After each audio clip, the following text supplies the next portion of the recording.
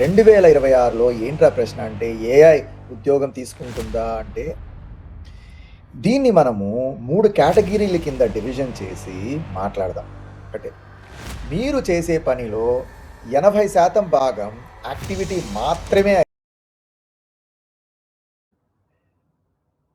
AI వల్ల ఉద్యోగాలు పోతున్నాయా? నా సమాధానం అవును కూడా కాదు. కాదు కూడా కాదు. ఎందుకంటే ఏఐ ఉద్యోగాలను కాదు, ఒక ప్రత్యేకమైన పని చేసే ఉద్యోగులను టార్గెట్ చేస్తోంది. నాకు ఒక ప్రశ్నకు సమాధానం చెప్పండి. మీరు ఆఫీసులో చేసే పనిలో 80% పని రేపు ఒక సాఫ్ట్‌వేర్ చేస్తే, మీ కంపెనీ మీకు అదే జీతం ఇస్తుందా?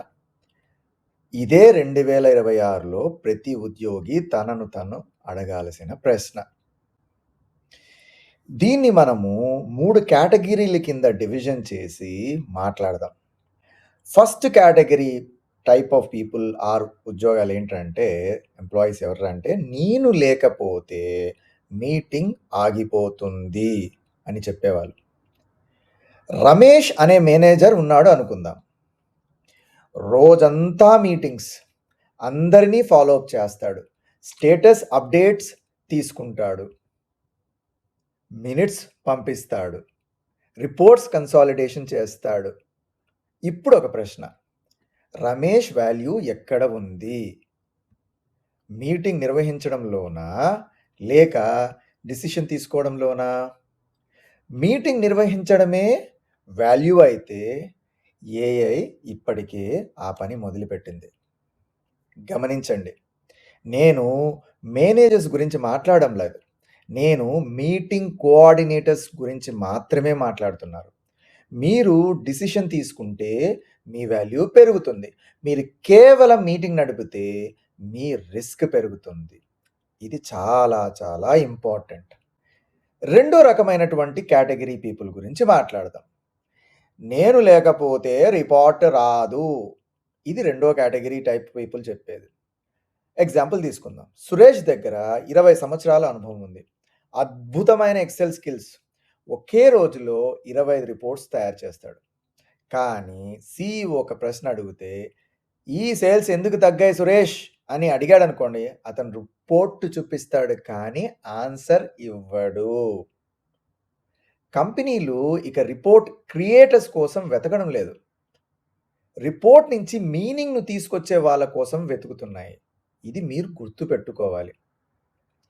మూడో రకమైనటువంటి కేటగిరీ పీపుల్, వీళ్ళు ఇంకొక వెరైటీ. నేను లేకపోతే స్లైడ్‌లు తయారు కావు. చాలా కార్పొరేట్ ఎంప్లాయీస్ ఈ కేటగిరీలో ఉంటారు. అత్యద్భుతమైనటువంటి presentations, beautiful designs, perfect formatting, కానీ ప్రెజెంటేషన్ చూసిన తర్వాత బిజినెస్ ప్రాబ్లమ్ సాల్వ్ అయిందా? ఇప్పుడు స్లైడ్ తయారు చేయగలుగుతుంది, కానీ ఏ ప్రాబ్లమ్‌నైనా కూడా సాల్వ్ చేయాలో మాత్రం ఇంకా మనిషే చెప్పాలి. ఇప్పుడు మీరు ఒక విషయం గమనించారా? ఈ 3 కేటగిరీల్లో ఒక కామన్ ప్రాబ్లమ్ ఉంది. వాళ్ళు చెడ్డ ఉద్యోగులు కాదు, చెత్త ఉద్యోగులు కాదు, వాళ్ళు లేజీ కాదు, వాళ్ళు ఎక్స్‌పీరియన్స్‌డ్ కూడా, కానీ వాళ్ళ వాల్యూ అవుట్‌పుట్‌లో లేదు, యాక్టివిటీలో ఉంది. మరోసారి చెబుతున్నాను, వాళ్ళ వాల్యూ అవుట్‌పుట్‌లో లేదు, యాక్టివిటీలో ఉంది. ఎగ్జాంపుల్ చెప్పాలి అంటే, మీటింగ్ చేయడం అనేది యాక్టివిటీ, డిసిషన్ తీసుకోవడం అనేది అవుట్‌పుట్, రిపోర్ట్ తయారు చేయడం అనేది యాక్టివిటీ, బిజినెస్ ఇన్సైట్స్ ఇవ్వడము అవుట్‌పుట్, స్లైడ్ తయారు చేయడం అనేది యాక్టివిటీ, ప్రాబ్లమ్స్ సాల్వ్ చేయగలగడం అవుట్‌పుట్. ఈ వీడియో చూసిన తర్వాత ఎక్సెల్ మానేయమని నేను చెప్పడం లేదు. పవర్ పాయింట్ చేయడం మానేయమని కూడా నేను చెప్పడం లేదు. మీటింగ్స్ వద్దు అని కూడా చెప్పడం లేదు. నేను చెప్పేది ఒక్కటే, మీరు చేసే పనిలో 80% భాగం యాక్టివిటీ మాత్రమే అయితే జాగ్రత్త సుమా. ఎందుకంటే ఏ యాక్టివిటీస్‌ని రీప్లేస్ చేస్తోంది.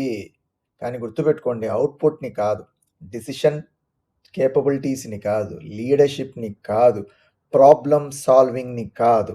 అందుకే 2026లో ఏంట్రా ప్రశ్న అంటే ఏఐ ఉద్యోగం తీసుకుంటుందా అంటే అనేది కాదు. నేను చేస్తున్న పనిలో ఎంత శాతం యాక్టివిటీ, ఎంత శాతం వాల్యూ ఉంది అనేదే వాల్యూ.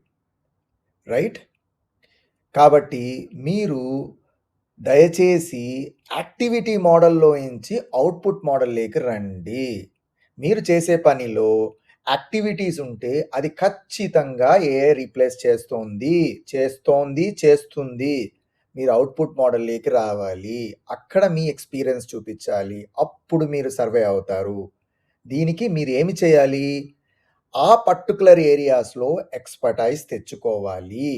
దీని మీద నేను ఒక సెపరేట్ వీడియో చేయడం జరిగింది. మీరు ఖచ్చితంగా చూసి దాన్ని ఫాలో అవ్వండి. రైట్? ఆల్ ది బెస్ట్ అండి. See you. బాయ్.